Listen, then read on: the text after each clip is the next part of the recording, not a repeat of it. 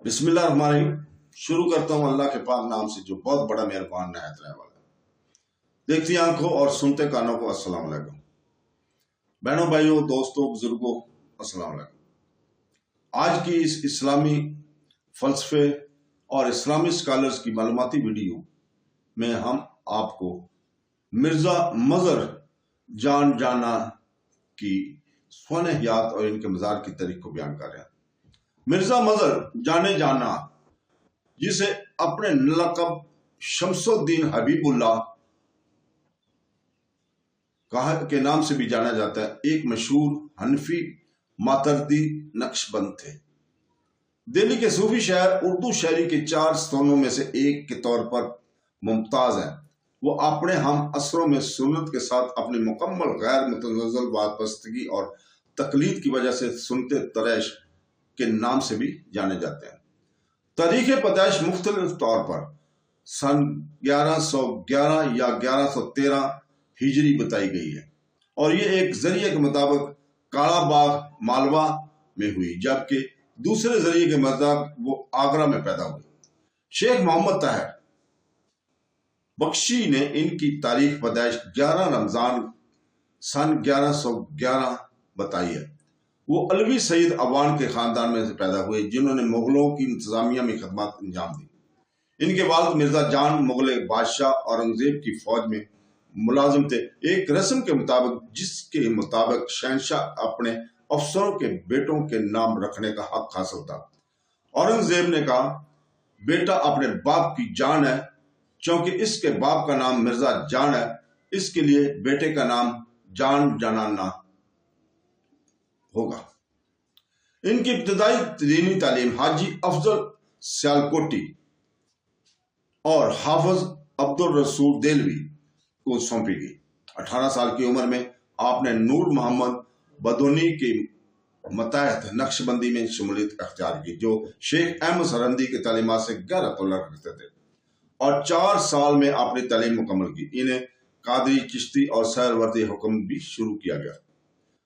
اپنے دور اعظم میں مظہر کو فارسی کی بجائے اردو میں شاعری لکھنے کا مشورہ دیا گیا، کیونکہ کہا جاتا ہے کہ ہندوستان میں بعد کی زبان کے دن گئے جا چکے تھے۔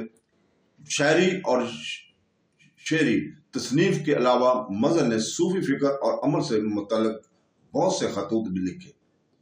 ان کے شاگردوں یا مریدین میں سے عظیم حنفی عالم قاضی تھان اللہ پانی پتی تھے، جنہوں نے قرآن کی ایک مشہور تفسیر مدری لکھی، جسے انہوں نے اپنے استاد کے نام سے منسوب کیا۔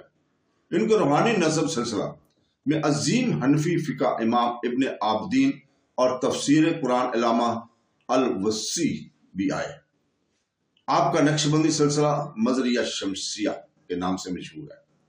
مظہر نے بظاہر اپنے پیشراؤں سے زیادہ شاگردوں کو اختیار کیا۔ وہ اپنے تابعین کے ساتھ باقاعدگی سے خط و کتاب کیا کرتے تھے، اور ان کے خطوط ان کی زندگی اور نظریات کے بارے میں ہمارے علم کی زیادہ تر بنیاد ہیں۔ ان کے بعد ان کے خلیفہ نائب عبداللہ اور شاہ غلام علی دہلوی نے تخت سنبھالا، جنہیں آج زیادہ تر نقش بندی پیروکار 13ویں اسلامی صدی کا مجدد تصور کرتے ہیں۔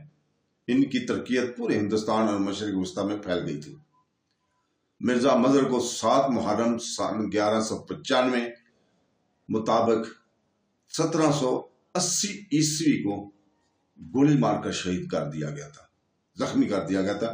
آب حیات کے مصنف لکھتے ہیں، اس قتل کی وجہ دہلی میں اونچ نیچ کے درمیان یہ افواہ پھیلی کہ رواج کے مطابق محرم کے 7ویں دن معیار کو اونچا کیا جاتا تھا۔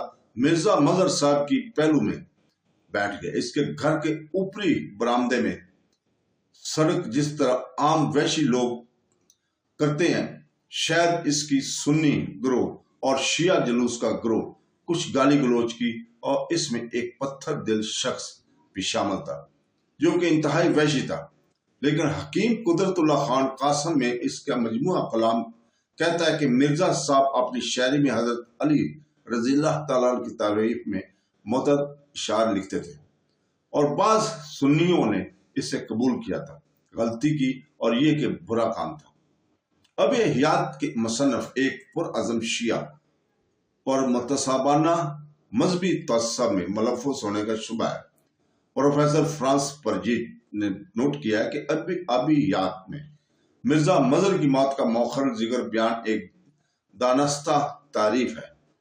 پروفیسر فریڈمین نیز ازمیری شامل میں لکھتے ہیں کہ مرزا مظہر کو ایک شیعہ منتصب نے قتل کیا تھا۔ ان کے اکثر اردو سوانح نگاروں نے یہ بھی لکھا ہے کہ وہ 7 محرم کو ایک شیعہ کی گولی سے مارے گئے اور 10 محرم 1195 ہجری کو ان کا انتقال ہوا۔ مرزا مظہر کا تعلق تصوف کی مجدی مسلک سے تھا، جو نقش بندی صوفی ترکیت کے ایک اہم شاخ ہے۔ ان کا روحانی سلسلہ 11ویں ہجری صدی کے مجدد شیخ احمد سرہندی سے جا ملتا تھا۔ مقام مظہری میں ان کے اولین خلیفہ اور جانشین شاہ غلام علی دہلوی نے اپنے بہت سے خلفاء کے مختصر سوانح عمری لکھی ہے۔ ان میں یہ لکھا تھا کہ زینی فاضی، قاضی تھان اللہ پانی پتی، تفسیر مظہری اور دیگر قابل ذکر اسلامی کتابوں کے مصنف اسلام کے تیسرے خلیفہ عثمان کی اولاد تھے۔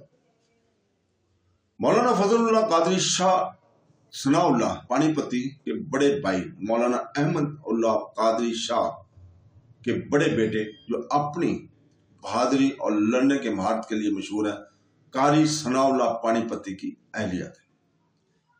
اس کے ساتھ ہی ہم آج آپ سے اجازت چاہتے ہیں۔ کل تک کے لیے، کل انشاءاللہ تعالی معلوماتی ویڈیو میں ہم سید محمد جون پوری کی سیرت اور ان کے مزار کی تاریخ کو بیان کریں گے۔ کل تک کے لیے اجازت، اللہ حافظ۔